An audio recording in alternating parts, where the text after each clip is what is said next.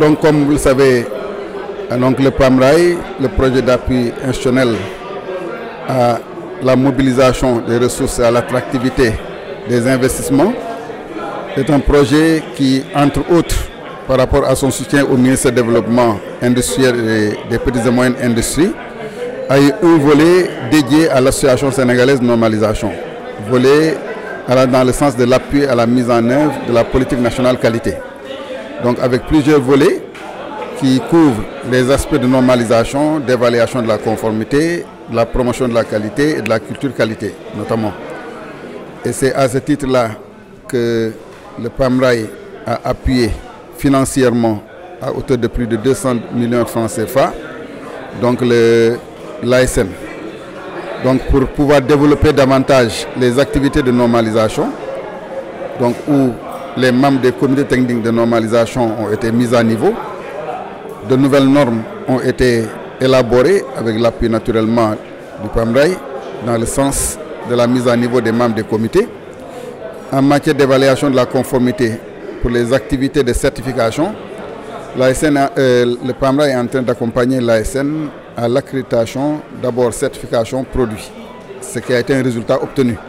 L'ASN est accrédité par le SOAC qui a signé un accord avec le PAMRAI pour ses accompagnements.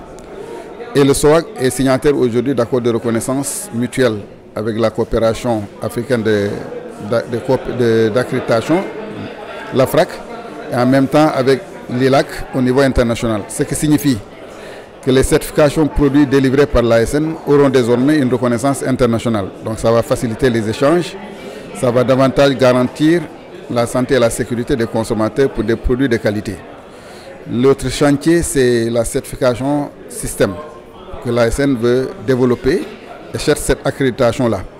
Ce qui a amené le SOAC a également demandé à être signataire au niveau de l'AFRAC de cet accord de reconnaissance mutuelle comme organisme d'accréditation des organes de certification système, ce qui a été également obtenu par le SOAC.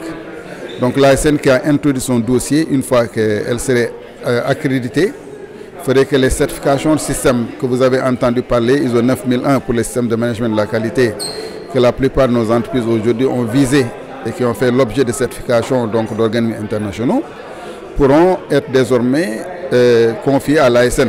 Ça ne signifie pas qu'on va exclure les organismes internationaux, pas du tout, mais au moins on aura un organisme national de certification système reconnu au niveau international et qui peut dans un premier temps va s'orienter vers l'administration publique et le secteur public et parapublic avec des entreprises volontaires qui le souhaiteriez. Récemment, donc, on a formé les journalistes, c'est dans le sens de la promotion de la qualité. Il y a également un cabinet de communication qui a été recruté et qui est en train de travailler également sur plusieurs actions avec la sensibilisation des parlementaires, mais également des autorités étatiques, avec les consommateurs. On est en train de vouloir dérouler la dernière action avec eux, avec les associations de consommateurs. Et tout cela amène à dire simplement qu'avec des ressources très modestes, le projet est arrivé avec le concours de l'ASN à des résultats factuels et à impact durable. Parce que si on arrive à ce que l'ASN devienne un organisme certificateur produit comme système de reconnaissance internationale, ça va faciliter nos entreprises à accéder aux services de certification qui va garantir leur compétitivité d'une part, mais également la confiance vis-à-vis du marché extérieur comme national. Et également la certification produit va minimiser les risques de restriction d'accès de produits sur le marché, surtout communautaire aujourd'hui avec la ZLECAf, où l'aspect qualité va être un élément déterminant pour la circulation, la libre circulation des produits et des services, mais surtout attesté par un organisme d'accréditation reconnu, ce qui est aujourd'hui le cas pour le SOAC.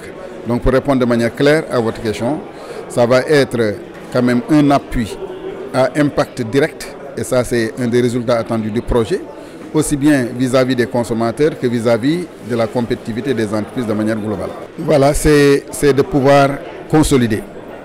Parce que là, il y va de la santé et de la vie des consommateurs, objet aujourd'hui des thématiques de ces journées.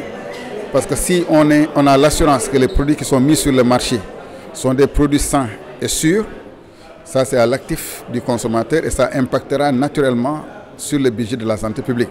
Parce qu'aujourd'hui, il y a beaucoup de maladies qui se développent et il n'y a pas d'études qui puissent être formel pour dire qu'il y a un pourcentage, mais tout le monde est convaincu que la plupart des pathologies que nous connaissons aujourd'hui est liée à la mauvaise alimentation.